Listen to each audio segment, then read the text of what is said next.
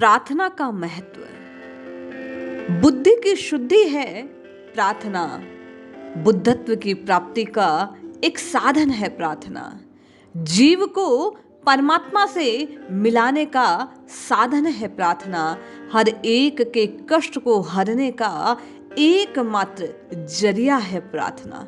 ये प्रार्थना क्या है, इसका महत्व क्या है, कैसे करनी चाहिए, करने से क्या क्या होने वाला है, इन्हीं सभी प्रश्नों का हल आप और मैं परम पूज्य श्री स्वामी नारदानंद जी सरस्वती महाराज के एक लेख से प्राप्त करते हैं। आइए इसे श्रवण करते हैं और जानते हैं प्रार्थना का महत्व क्या है।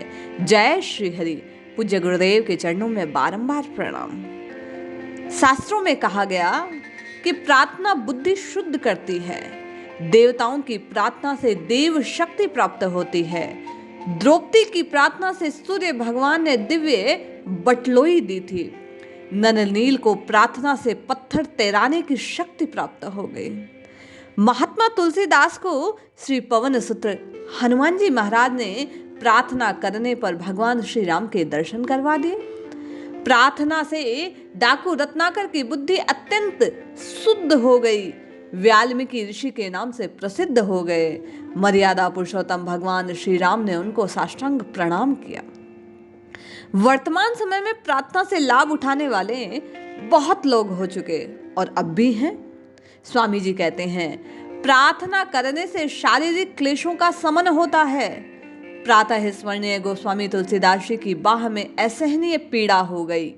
श्री हनुमान जी से प्रार्थना करने पर अर्थात उन्हें हनुमान बाहुक सुनाते ही सारी पीड़ा शांत हो गई।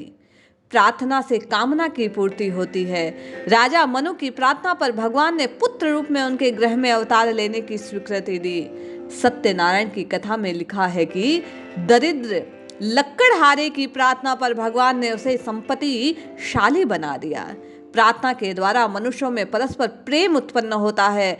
प्रार्थना एकता के लिए सुदृढ़ सूत्र है। ईंट के टुकड़ों और बालू के मंदिर बनाना असंभव सा है, पर यदि उसमें सीमेंट डाल दी जाए तो सभी बालू के कण ईंट एक साथ शिला के रूप में जुड़ जाते हैं।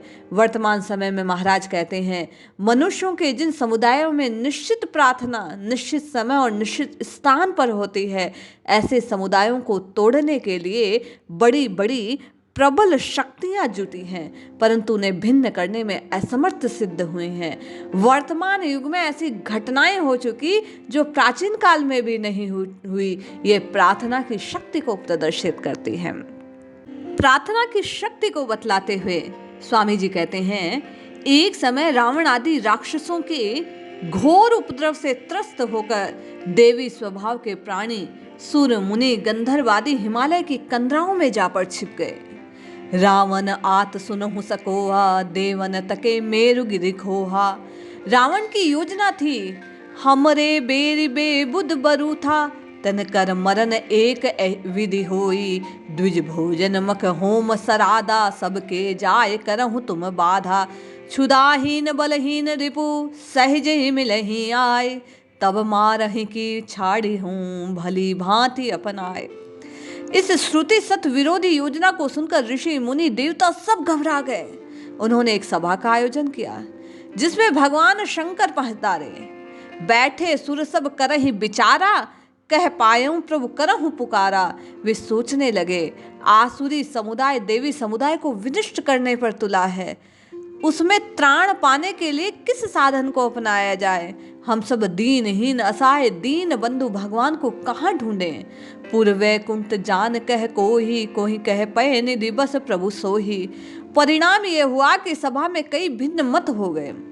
इस विघटन की दशा को देखते हुए अहेतुकी की कृपा करने वाले भगवान शंकर बोले, तेहि समाज गिरजा में रहूं, अवसर पाए बचन एह कहूं। हरि व्यापक सर्वत्र समाना, प्रेमत प्रकट होए में जाना। शंकर जी ने बताया कि ऐसे विकट समय में भगवान को ढूंढने कोई कहीं न जाए। सब सम्मिलित होकर आर्त हृदय से भावपूर्ण एक ही प्रार्थना एक साथ करें। भक्त वत्सल भगवान तुरंत आश्वासन देने लगे। ये सभी को अच्छा लगा। सभी नेत्रों में जल भरकर अश्रु बिंदु गिराते हुए गदगद कंठ से करबद्ध होकर जय जय सुरपालक आदि प्रार्थना करने लगे। समस्त देवता एक स्वर में भगवान को पुकारने लगे और भगवान से कहते हैं, जय जय सुरनायक जन सुखदायक प्रणत पाल भगवंता, गोद्विज हितकारी जय असुरारी, सिंधु सुता प्रिय कंता, पालर सुर धरनी अद्भुत करनी मरम जानहि कोई, जो सहज कृपाला दीन दयाला करहूँ अनुग्रह सोही। इस प्रकार सभी लोगों ने भगवान को पुकारना आरंभ कर दिया, भगवान से प्रार्थना करने लगी। जैसे प्रार्थना समाप्त हुई तुरंत आकाशवाणी हुई, जनि डरपहु मुनि सिद्ध सुरेसा, तुम्हें लाग धरहूं नर ऐसा।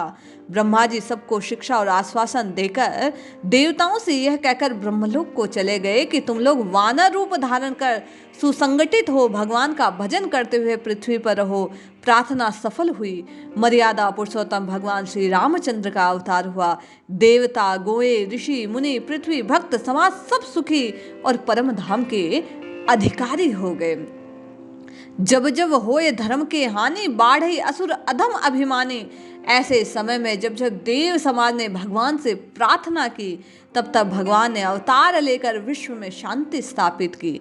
भूतकाल के इतिहास में प्रार्थना सफल हुई, तब वर्तमान में भी सफल हो सकती है। स्वामी जी कहते हैं, मेरा ऐसा विश्वास है। प्रार्थना से कितना लाभ हो सकता है, प्रार्थना का कितना महत्व है, ये लिखा नहीं जा सकता।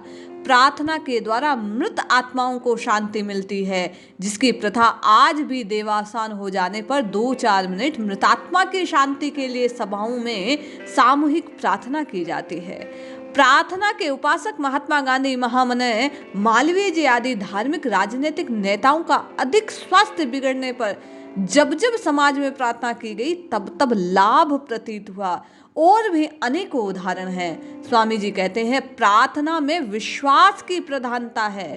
प्रार्थना हृदय से होनी चाहिए, निरंतर आदर पूर्वक दीर्घ काल तक होने से प्रार्थना सफल हो जाती है। इष्ट देव को सुनाने से लिए प्रार्थना करनी चाहिए, जनता को सुनाने की दृष्टि नहीं होनी चाहिए। प्रार्थना में आस्तिकता बढ़ती है। आस्तिकता से मनुष्य की पाप में प्रवृत्ति घटती है। दुराचार के नाश और सदाचार की वृद्धि में समाज में दरिद्रता, कलह, रोग, चरित्र पतन की निवृत्ति होकर परस्पर प्रेम, आरोग्य, सुख, संपत्ति की वृद्धि होती है। सभी धर्मों में प्रार्थना का मुख्य स्थान है। दल में हो, किसी देश में हो, किसी स्थान पर हो, जहां भी लोगों द्वारा प्रार्थना की जाती है, वहीं प्रभु की कृपा त्रिकाल संध्या का नियम लेते हुए जिस प्रकार की जाती है, प्रार्थना फलीभूत होती है। लगातार प्रभु से की गई प्रार्थना, स्वामी जी कहते हैं, निश्चय ही पूर्ण होती है। सब पर्वत शाही करूं, घोलू सागर माही, पृथ्वी का कागज करूं, महिमा लिखी न जाए।